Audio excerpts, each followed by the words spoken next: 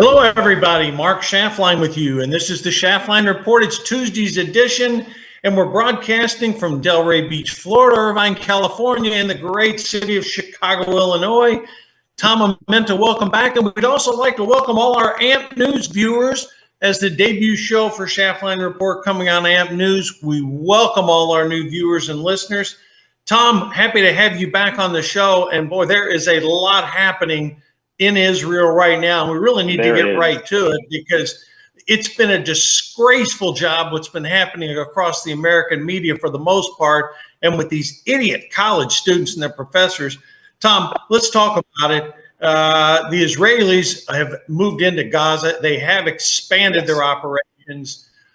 Just breaking, Israeli soldiers have been killed in battle, and a major Hamas terrorist was taking out. Apparently, a refugee camp has been hit. Tom, give me your assessment right now about the war. You've been in wars before, and well, what do you make of it, the progress the Israelis are making?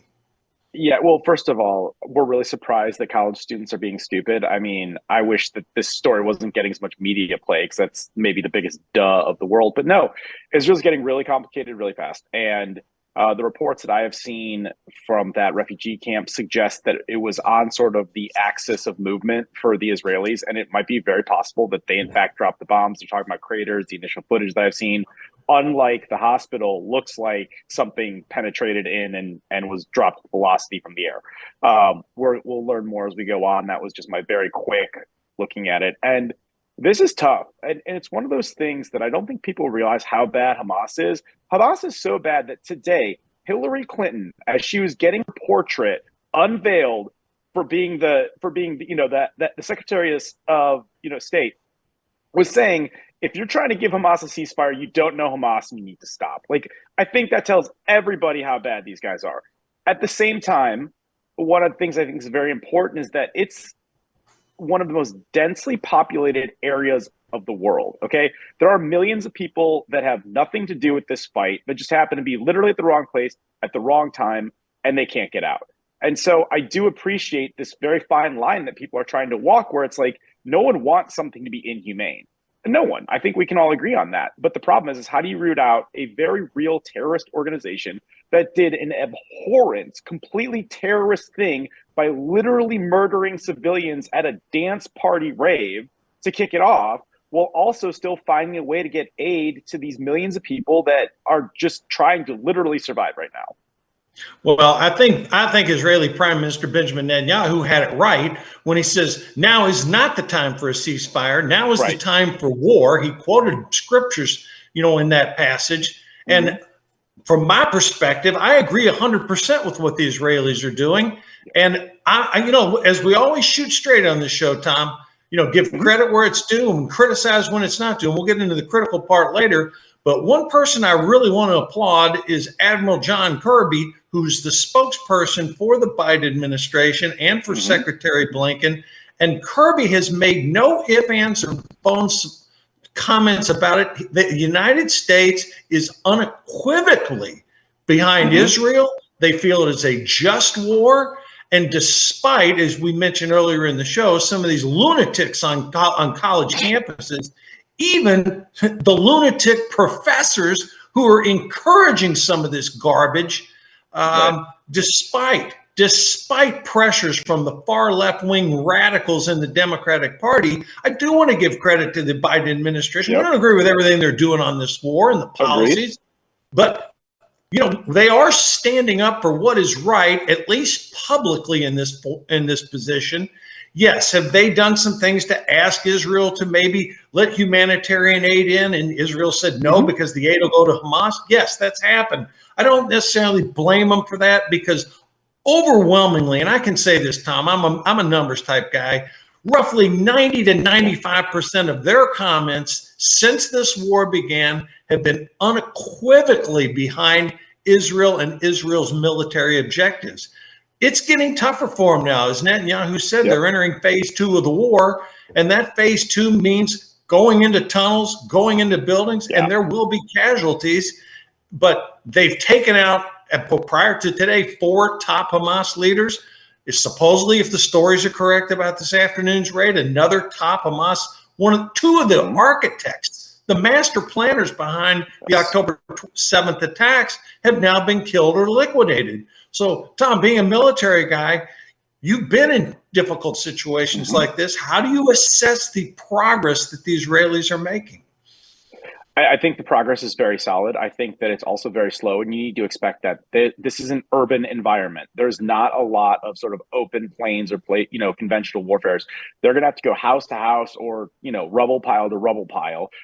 You mentioned those tunnels. Some of them are extremely narrow. I mean, think like that once think like old Vietnam tunnel rat type stuff where you're going to get in with a pistol and a flashlight. 'Cause your nods probably aren't going to get you enough light to really be useful. And yeah, it's a dangerous thing. And I agree with you. I've got to give the Biden administration some credit on this too. And you know how I feel about them in Afghanistan and some of the other places we've been. But unequivocally, they've stood behind Israel. And I want to be very clear.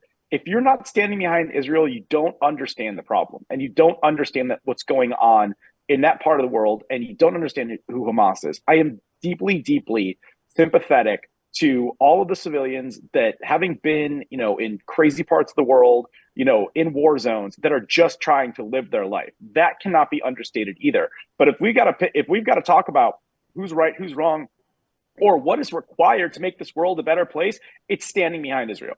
And the fact that, again, we keep seeing this insanity, frankly, for not doing that or somehow questioning that as a country just blows my mind. Tom, for the benefit of our new audience at AMP News, can you give them a little bit of your background, your overseas service in the military, and some of the pieces that you personally experienced in military conflicts around the world?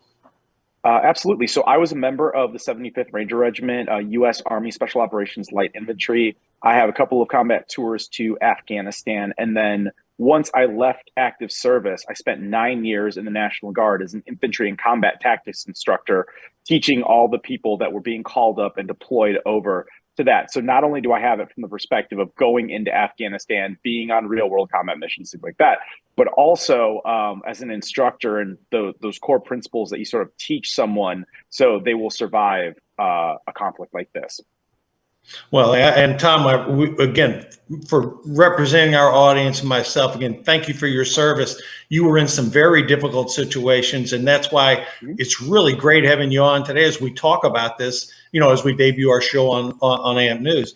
I want to give Blinken some credit too. I mean, he's been under intense pressure to really sort of defend the Palestinians, and he hasn't gone there. He's done the prefatory type things of, well, yes, we would like humanitarian aid to get in, but we recognize some of the issues and obstacles. But today, when he was giving testimony, again, some of these left-wing radical lunatics are up there with red on their hands, disrupting, yelling ceasefire. Tom, what bugs me about this, these village idiots have no idea what they're talking about. And to go back to what you said, when Hillary Clinton is supporting the effort, and she's certainly no centrist, something's out of whack here, whether it's the college students or these radicals, trying to disrupt hearings in Congress. Well, and this is where, as your resident centrist for your show, for these time periods we've been together, two things can be true at once. And that's what I think that some people, especially people who want to push their idea of an agenda, have such a hard time understanding. Hamas can be a horrible, horrific terrorist organization that we absolutely cannot stand for and we have stood for in this world for far too long, and we absolutely need to crush in the war. And there are millions of people that are starving, that are hurt, that are scared, that have nowhere to go. And I don't know how you always balance those two things. I certainly don't think it's running into, the house trying to, make a scene or act a fool. I think that's, again, going back to your Hillary Clinton point, you can't see it from there, ladies and gentlemen. You're not actually doing your research.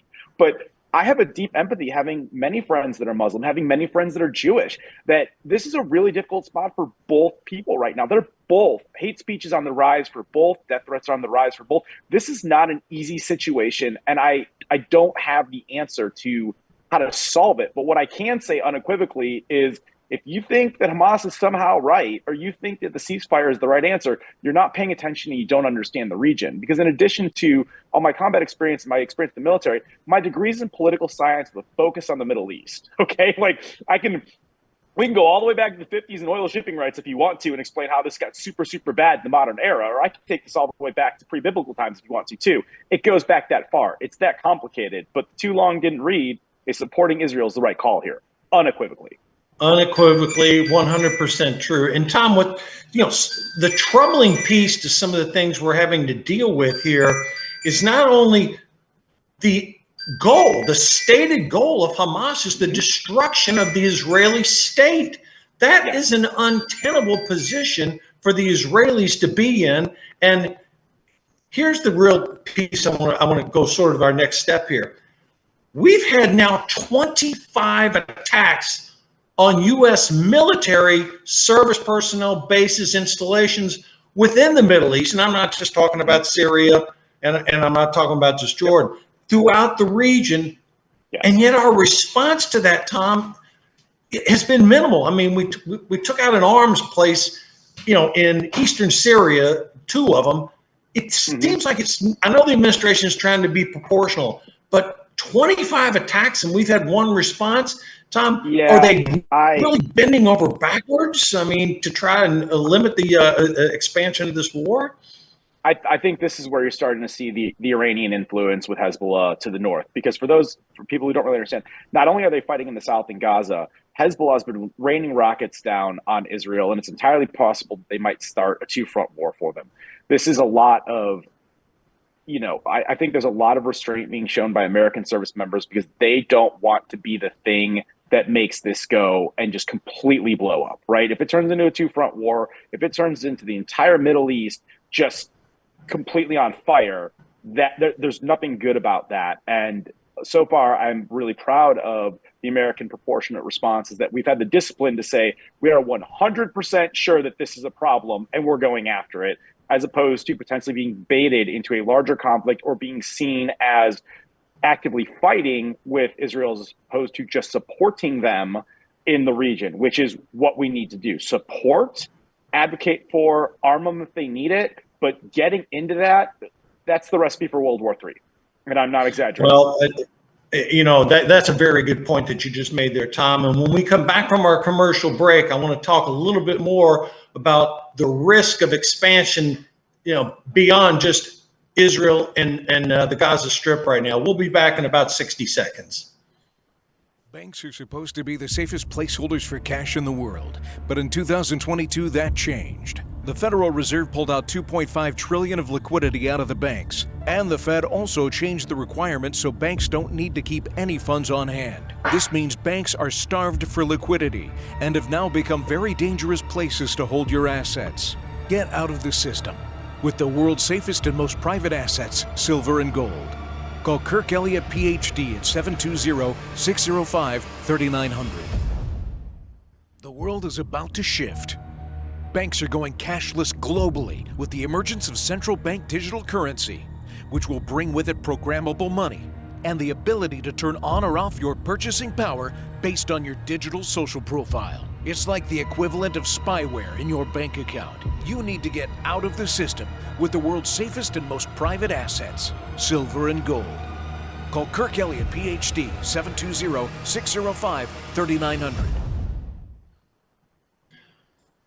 Folks, we're back with Tom Amenta, and I do want to put in a plug for Kirk Elliott. Kirk's a friend of mine. He runs a great business, and for those of you who are concerned about the times we're living in, get a hold of Kirk and his office. They're great people to work with.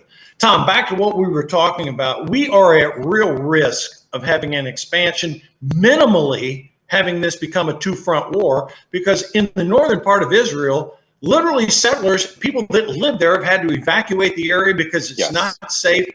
They're smart. They're not going to have a replay of what happened in the south. But rockets are going back and forth every day, not to the level that they were with Hamas, but that is still what I call a slow burn war zone up there. Give our viewers a perspective of what it's like in northern Israel right now, because you are seeing the Israelis attacking Hezbollah installations, and Hezbollah is launching rockets, not to the full extent Hamas, but it's almost like probes are taking place back and forth. That's actually a great way to put it. I think Hezbollah is probing. I think Hezbollah is assessing. I think they're trying to figure out how much combat capability Israel has kept in the north, because once it started in the Gaza Strip, obviously they had to put troops down. They need more there. I know they called up 360,000 reservists, but reservists are not the same thing as your full-time active duty soldiers. So I think that there's a lot of that going on. I think that also Hezbollah is straight up, unequivocally, unashamedly Iranian backed. They are Shia Muslims, just like the Iranians are. The Palestinians are Sunni. I could do that for you, but it would take up probably 20 minutes, even if I was concise. So the split there matters. Hezbollah is much more tightly tied to Iran. They have much better arms from Iran. And so if Hezbollah jumps in, that's at Iran's behest. And so I think what they're kind of hoping for is that they can annoy the Israelis enough to do something that could be a precursor to the war, or the Hezbollah can do just enough, sort of with these probing, kind of annoying rocket attacks, to either distract or keep a certain level of the IDF occupied. But that's what it seems like right now. The problem is that when you keep doing that, you keep escalating the tension, you keep ratcheting it up, the stress and the constant everything is more likely, like you said, a slow burn to suddenly go from, that slow burn to lighting the fire. It is definitely a powder keg that could go boom in a big way. Well, let's talk a little bit about domestically now. There's a bill in the House of Representatives, $14 billion, in aid for Israel that the Republicans want to separate from the current version in the Senate, which includes the administration's priorities for both Ukraine and Israel. Tom, the House is wanting to make this paid for with cuts to the IRS. I know you're no big fan of IRS, but how do you see this playing out? Because there's going to have to be a reconciliation between the House and between the Senate. At the end of the day, I believe there will be a bill for Israel and a bill for Ukraine. The bill for Ukraine may not be as big as Biden has initially requested, but I don't see a situation, a tenable outcome, where the Ukrainian and Israeli bills will be linked in the House. I think they're going to have to be separate. Tom, what say you on the aid to Israel and Ukraine here? So first of all, let's get something straight. It's not the Republicans. It's the absolute 8 or 9 super far right people that are the farthest right of the Freedom Caucus nut jobs that are holding this up. Okay, Mitch McConnell has already come out and is about to make Mike Johnson's life extremely difficult, because he's gonna do everything he can and not suffer the foolishness that's been going on in the House. Okay, I mean, for the new audience, Mark's about ready to get me rolling on like the things that I don't like. I think Matt Gaetz is the actual devil, and if you're his fan, then you and I probably are going to disagree on a lot of stuff. So let's start there.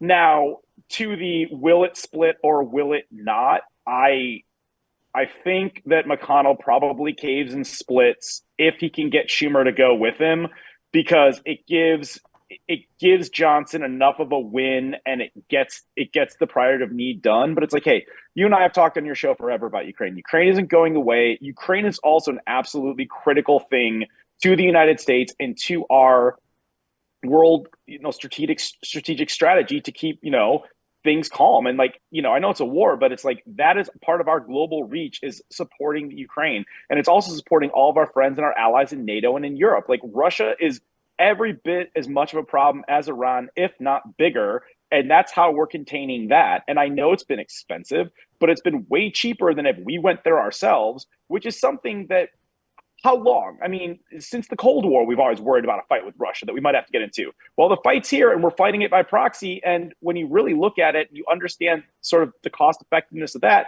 It's been pretty cheap. I know billions of dollars might sound crazy, but it's not nearly what it would be in American lives and American resources, like in other things like that. So I can't stand it that this tiny little minority of super far right people are doing it. I just can't.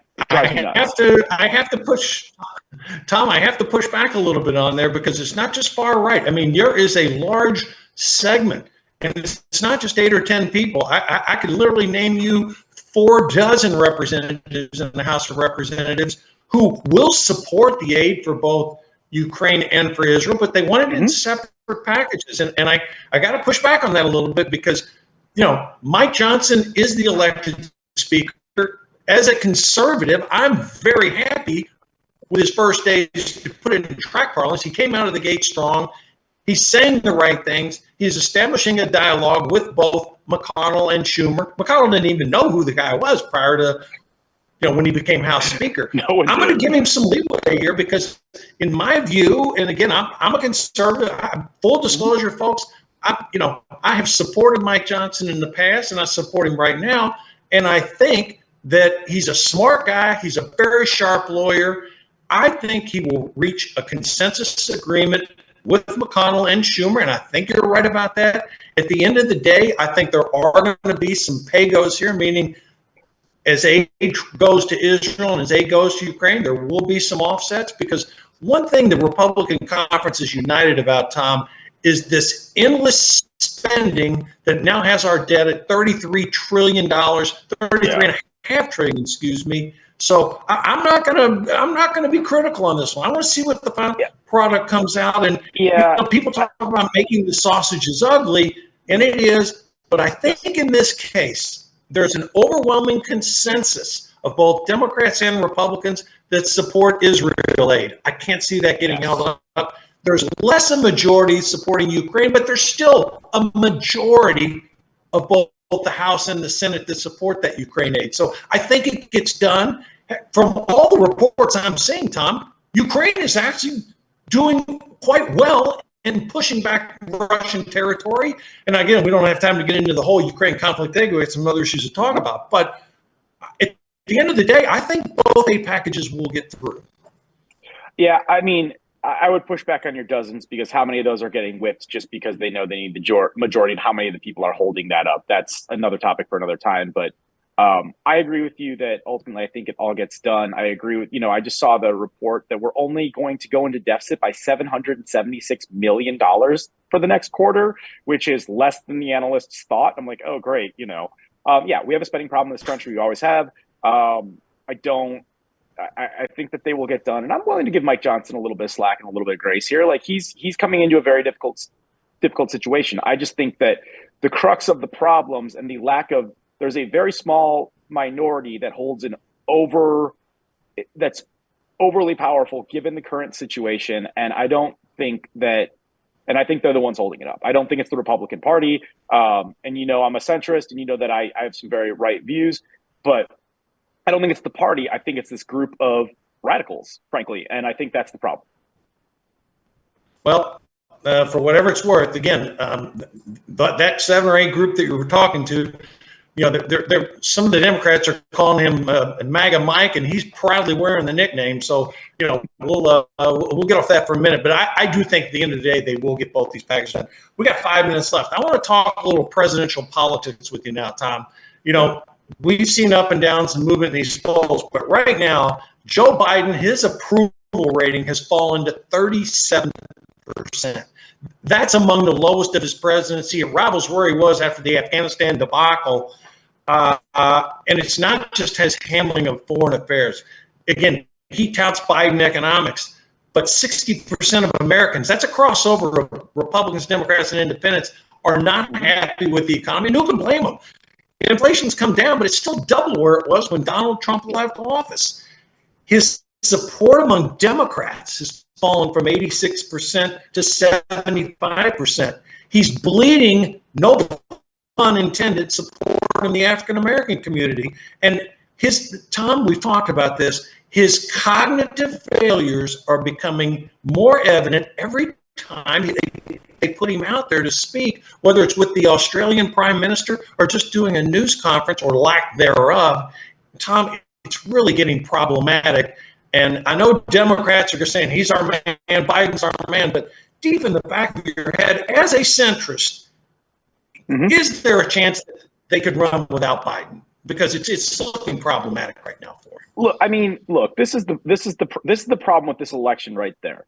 You've just laid out all the reasons that Biden is not a bad guy, or is not really a great presidential candidate. On the other side, Donald Trump has got 91 counts against him for indictments. Okay, as bad as Biden is, and he's awful, and I can't tell for the new audience here how much time I have said Biden is awful. Okay. Trump is just as bad, maybe a little worse. Okay. Like, he's the first president, like right now, as I speak, there is a trial going on in Colorado to decide if he is going to be banned from the ballot under the 14th Amendment. That is such a radical, unprecedented, almost impossible idea in the course of American history. And that's exactly, as a centrist, what is so wrong with this election for me. And I mean, so wrong. They both suck. They are both awful candidates. And if we're going to talk about who's an F and who's an F minus, come on. They're awful. They're both bad. Well, Tom, I'm going to push back a little bit on that last piece, and I'm going to tell you why. I know Haley. You as a centrist, I know your feelings are negative on both. But before we get into the right, the wrong, the indifferent, on the Republican side, let's talk about two states that are important.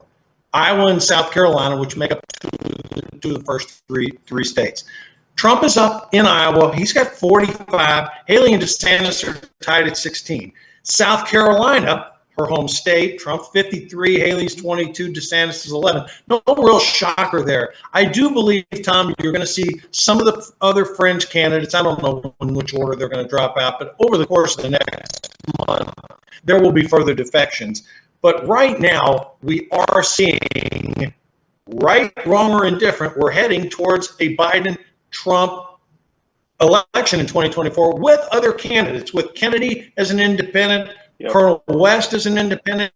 No labels, will put up somebody. And right now, as you and I, and this is for our new viewers, you and I know this election is going to be decided in 9 states. And you know what? Donald Trump's ahead in 7 of those states right now. So we can lament all the issues behind it. But literally, I know from your point of view, you're viewing this as a choice of two evils. But right now, Donald Trump is the kingmaker.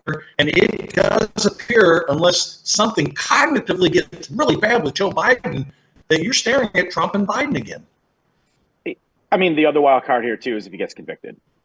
I mean, and that's the thing. That's why this is an unprecedented thing, the likes of which no one has ever really seen. So I'm not going to say that I'm totally convinced that it's going to be Biden Trump. I mean, but to your point, like where it is, it's like, give me Nikki Haley. Okay. Like I'm saying it right now. I am so team Nikki Haley. Right. I mean, there's some things I don't like about her. There's some things I don't like about a bunch of people, but like, please forget both of these idiots and give me 10 seconds left, Tom. I got 10 seconds. All right, you're Nikki Haley. We're going to play it out, folks, as it goes. I'm going to close with this. Thank God they're allowing razor wire down at the southern border. We'll be back on Thursday. Thanks for watching our initial show on Amp News. See you on Thursday.